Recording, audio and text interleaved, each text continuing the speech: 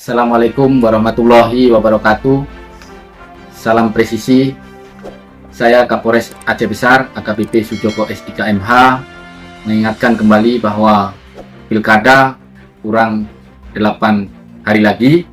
Saya tetap berkomitmen netralitas akan kami junjung tinggi bagi Polres Aceh Besar dan jajarannya, dan kami menghimbau kepada seluruh masyarakat untuk bersama-sama kita menjaga situasi dalam kondisi aman, kondusif, dan pilkada dapat berjalan dengan damai sesuai dengan harapan dari seluruh masyarakat Aceh Besar.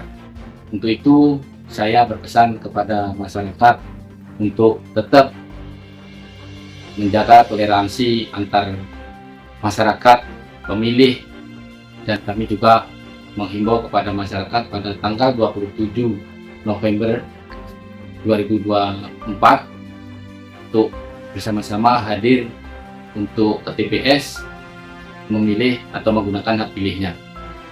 Dengan datang ke TPS dengan memilih hak pilihnya, tentunya akan mendapatkan pemimpin-pemimpin di Aceh Besar yang bijaksana dan tentunya sesuai dengan harapan masyarakat.